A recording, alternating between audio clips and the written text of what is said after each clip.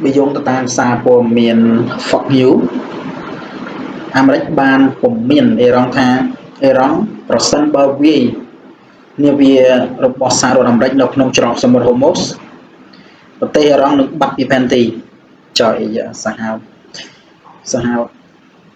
và tây Iran nước bắt eventi ní bởi dùng từ tam sa của miền Phật Hiếu để ban chấp sai pi lục Donald Trump để ban xây nó không ít số số bậc quát bây giờ cái lấy tầmពីសង្គ្រាមនៅមជ្ឈមបូព៌ារវាងអ៊ីរ៉ង់អ៊ីស្រាអែលនិងអាមេរិកវាអត់ទាន់ឃើញមាននរណាដែលមានប្រៀបខ្លាំងជាងយើងមើលទៅដូចជាអាមេរិក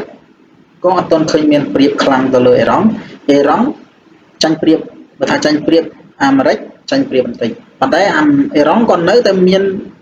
អាវុធមីស៊ីលហើយនឹងដ្រូនដែលគ្មានមនុស្សបើកហ្នឹងវាយប្រហារបានដើម្បីតបតទៅនឹងជាមួយនឹងសហរដ្ឋអាមេរិកមកហើយបានអ៊ីរ៉ង់បានវាយទៅប្រទេសអារ៉ាប់រួមអញ្ចឹងមើលទៅអ៊ីស្រាអែលក៏គេចាត់ទុកថាជាទ័ពឬក៏ជាប្រទេសដែលមានសពាវុធខ្លាំងដែលមានបច្ចេកវិទ្យាខ្លាំងប៉ុន្តែមកដល់ពេលនេះគឺអត់ទាន់មានអាចធ្វើអីទៅលើប្រទេសអ៊ីរ៉ង់បានទេវាកំពុងតែស្ទាបស្ទង់ឬកំពុងតែមើលស្ថានភាពជាក់ស្ដែងហើយអ៊ីរ៉ង់ក៏បានពមៀនទៅសហរដ្ឋអាមេរិកបានផងដែរកាលពីម្សិលមិញនេះគឺអ៊ីរ៉ង់បានបាញ់នាវាដែលកំពុងតែចូលទៅក្នុងច្រកសមុទ្រហូម៉ូដើម្បីបើកនាំនាវាដែលដឹកប្រេងនឹងដែលអ៊ីរ៉ង់បានបិទនឹងជាងប្រមាណខែនឹងស្ទះរាប់រយនាវានៅច្រកសមុទ្រហូម៉ូនឹងអ៊ីរ៉ង់ក៏គាត់អាមេរិកក៏គាត់លក្ខណៈថាជួយច្រកបើកច្រកសមុទ្រហូម៉ូហ្នឹងប៉ុន្តែបើកអត់បានទេដល់ពេលនេះគឺបើកអត់ទាន់បាននៅច្រកសមុទ្រហូម៉ូអញ្ចឹងត្រូវពីមីស៊ីលរបស់អ៊ីរ៉ង់ក៏បកក្បាលត្រឡប់មកវិញទៅប៉ុន្តែសហរដ្ឋអាមេរិកក៏បានច្រានចូលភ្លាមថានាវារបស់ខ្លួនគឺគ្មានបានត្រូវគ្រាប់អីទេអាហ្នឹងពីសហរដ្ឋអាមេរិកពីទូតអ៊ីរ៉ង់អាមេរិកត្រូវពីគ្រាប់អញ្ចឹងហើយថ្ងៃនេះថ្ងៃទី5ខែ5នៅពេលល្ងាចនេះអាមេរិកបានពមៀនអ៊ីរ៉ង់សារជាថ្មីទៀតហើយថានឹងបាត់ពីផែនទីអញ្ចឹងស្ថានភាពកាន់តែតានតឹងខ្លាំងមែនទែនសហរដ្ឋអាមេរិកប្រធានាធិបតីបានប្រមានអ៊ីរ៉ង់ថាអាចនឹងបំផ្លាញទាំងស្រុងប្រសិនបើវាយប្រហារទៅលើសហរដ្ឋអាមេរិកនៅច្រកសមុទ្រហូម៉ូអ្វីដែលកំពុងតែកើតឡើងសហរដ្ឋអាមេរិកបានចាប់ផ្ដើមប្រតិបត្តិការ Project Freedom ដើម្បីការពារនាវាពាណិជ្ជកម្មនិងបើកផ្លូវឲ្យនាវាជាច្រើនដែលត្រូវបានអ៊ីរ៉ង់បិទហ្នឹងឲ្យមាននាវាអាចនាវាដឹកប្រេងនឹងចាញ់ចូលបានដោយស្រ័យប៉ុន្តែនេះបើយោងទៅតាមសារព័ត៌មាន Fox News បើតាមយោធាសហរដ្ឋអាមេរិកមានទាហានប្រហែលជា 15,000 នាក់និងយន្តហោះជាង100 គ្រឿងនាវាពិឃាតនិងប្រព័ន្ធការពារមីស៊ីលទំនើប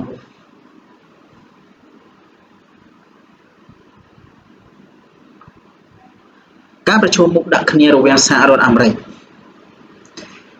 បានបំផ្លាញនៅឈូងសមុទ្រឬក៏យោធារបស់អ៊ីរ៉ង់ទូកចម្បាំងរបស់នាវាទូកចម្បាំងរបស់អ៊ីរ៉ង់អាទូកតូចៗហ្នឹងមានការវាយប្រហារដោយដ្រូននិងមីស៊ីលនឹងបានវាយប្រហារទៅលើនាវាពាណិជ្ជកម្មនេះបង្ហាញថាបទចម្បាញ់កំពុងតែធ្លាក់ចុះឬក៏ជិតដល់ពេលបរាជ័យទៅហើយសម្ដីក្តៅរបស់ Donald Trump តាមបទសម្ភាសន៍ជាមួយនឹងត្រេងយីងលោក Donald Trump បាននិយាយថាសហរដ្ឋអាមេរិកមានអាវុធនិងមូលដ្ឋានយោធាទូទាំងពិភពលោកហើយនឹងបើកការវាយប្រហារប្រសិនបើចាំបាច់បើយើងសង្កេតមើលទៅសង្គ្រាមនៅអ៊ីរ៉ង់ម្ដងទៀតអាមេរិកមានអាវុធទំនើបមានបច្ចេកវិទ្យាទំនើបគុណនឹង10គុណនឹង100ទៅលើអ៊ីរ៉ង់ប៉ុន្តែដោយសារមិនអត់ធ្វើអ៊ីរ៉ង់បានបែកអ៊ីរ៉ង់មានកន្លែងបន្ទុកមីស៊ីលនិងយន្តហោះគ្មានលោកបើករាប់ពាន់ទីតាំងកន្លែងដែលដាក់នៅក្រោមភ្នំអញ្ចឹងអាមេរិកនិងអ៊ីស្រាអែលពិបាកនឹងការវាយកំទេចមែនពិបាកនឹងការវាយកំទេចទោះបីតាអាមេរិកមើលពីលើឃើញទាំងអស់ក៏ដោយប៉ុន្តែវាពិបាកនឹងកំទេចដោយសារតែវានៅក្រោមភ្នំអញ្ចឹងបើថាគិតពីការចំណាយអាមេរិកចំណាយទម្លាក់ច្រើនអស់ប្រហែលជាប្រមាណពាន់កន្លែងក៏មិនអាចទាន់បំផ្លាញនៅមីស៊ីលហើយនឹងដ្រូនគ្មានលោកបើរបស់អ៊ីរ៉ង់បានដែរ អញ្ចឹងអាមេរិកនិងអ៊ីរ៉ង់គឺអាមេរិកនៅមានប្រៀបជាងបន្តិចប៉ុន្តែអ៊ីស្រាអែលជាមួយអាមេរិកក៏នៅមានប្រៀបជាមួយនឹងអ៊ីរ៉ង់មានភាពទន់ខ្សោយបន្តិចមែនប៉ុន្តែអាចមានសមត្ថភាពតដៃវិញបានភ្លាម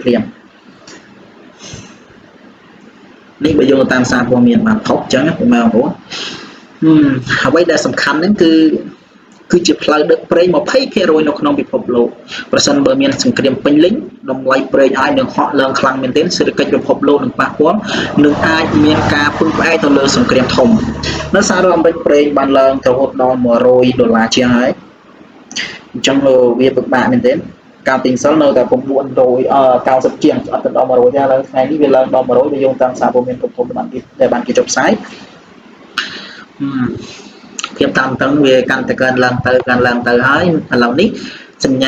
មានសញ្ញាច្បាស់លាស់កងទ័ពជាច្រើននឹងការបាញ់ប្រហារពាក្យសម្ដីខ្លាំងទៅខ្លាំងមកគ្មានដំណោះស្រាយថ្មីអីទេអញ្ចឹងគ្មានដំណោះស្រាយថ្មីទេហើយសហរដ្ឋអ៊ីរ៉ង់នោះក៏បានទាមទារឲ្យអាមេរិកនឹងសងសំណងហើយនឹងប្រទេសជាច្រើនទៀតនៅជុំវិញហ្នឹងគឺត្រូវសងសំណងទៅអ៊ីរ៉ង់ដើម្បីឲ្យមានបទឈប់បាញ់ពេញលេញអញ្ចឹងអាមេរិកកំពុងតែពិចារណា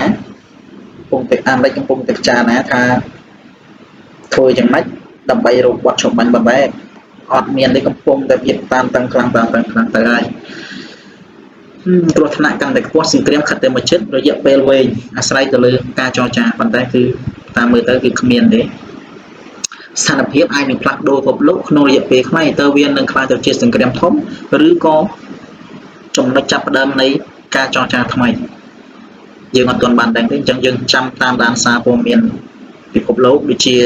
Fox News Reuters អាចារ្យសារទៅតែព័ត៌មានធំៗទាំងអស់គ្នាទៀត